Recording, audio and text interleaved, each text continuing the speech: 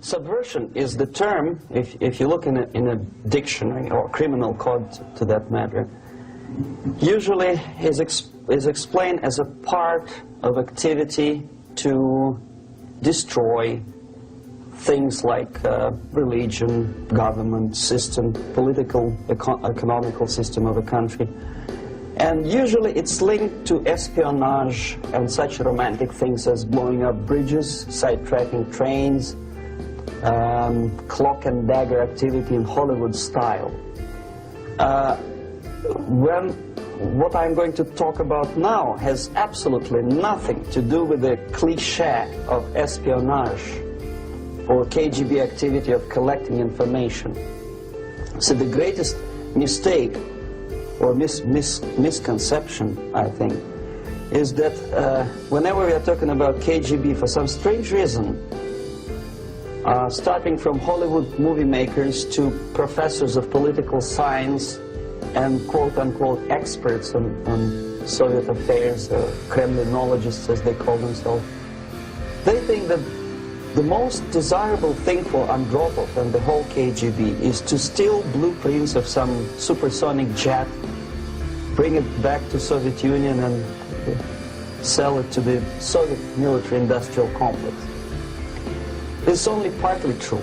If we take the whole time, money, and manpower that the Soviet Union and KGB in particular spends outside of USSR border, we will discover, of course there are no official statistics unlike with CIA or FBI, that the espionage as such occupies only 10 to 15% of money, time, and manpower. 15% of the activity of KGB. The rest, 85%, is always subversion.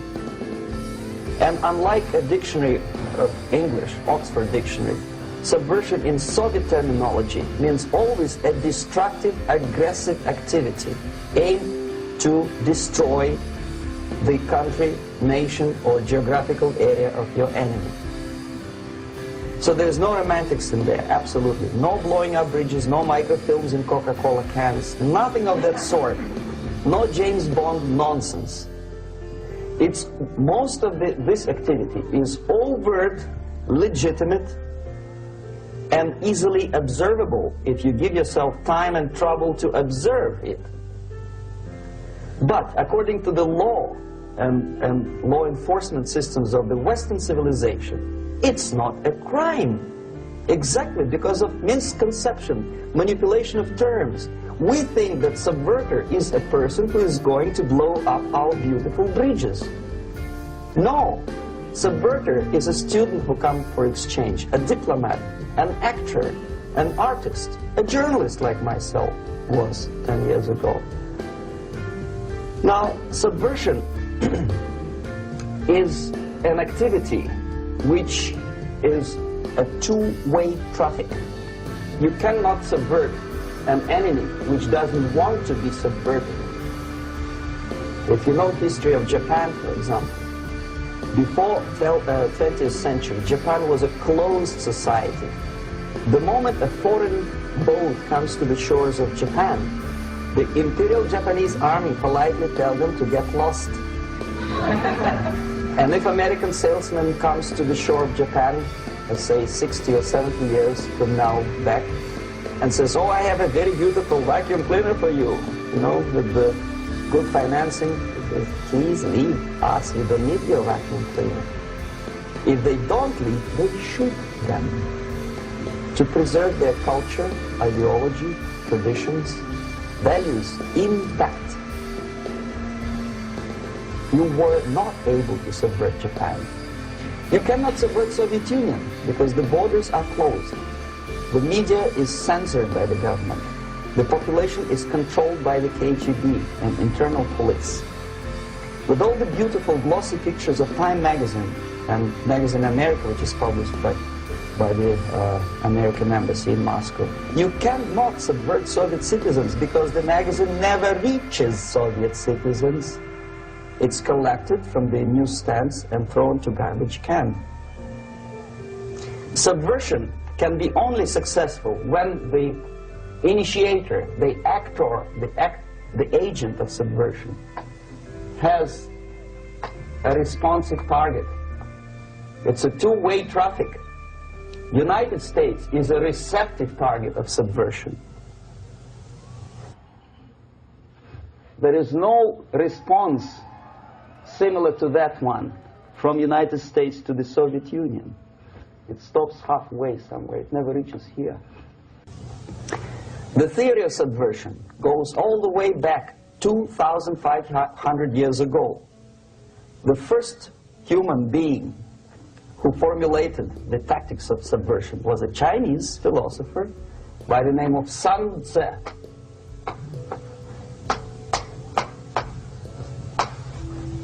2,500 years BC. He was an advisor for several imperial courts in ancient China. And he said, after long meditation, that to implement state policy in a warlike manner, it's the most counterproductive, barbaric, and inefficient to fight on a battlefield. You know that war is continuation of state policy, right? So if you want successfully to implement your state policy and you start fighting, this is the most idiotic way to do it. The highest art of warfare is not to fight at all, but to subvert anything of value in the country of your enemy, until such time that the perception of reality of your enemy is screwed up to such an extent that he does not perceive you as an enemy, and that your system, your civilization, and your ambitions look to your enemy as an alternative, if not desirable, then at least feasible. Better red than dead. That's the ultimate purpose, the final stage of subversion, after which you can simply take your enemy without a single shot being fired, if the subversion is successful. This is basically what subversion is. As you see, not a single mentioning of blowing up bridges. Of course, Sun Tzu didn't know about blowing up bridges. Maybe there were not that many bridges at that time. But the basics of subversion is being taught to every student of KGB school in USSR and to officers of military academies. I'm not sure if the same author is included in the list of reading for American officers, to say nothing about ordinary students of political science. I had difficulty to find the translation of Sun Tzu in the library of a university in Toronto and later on here in Los Angeles. But it's a book which is not available. It is forced to every student in USSR. Every student who is taught to be dealing further in his future career with foreigners. What subversion is? Basically, it consists of 4 periods, time-wise. If we start from here and go this way, time, right? This is the beginning point. The first stage of subversion is the process which is called, basically, demoralization. It says for itself what it is.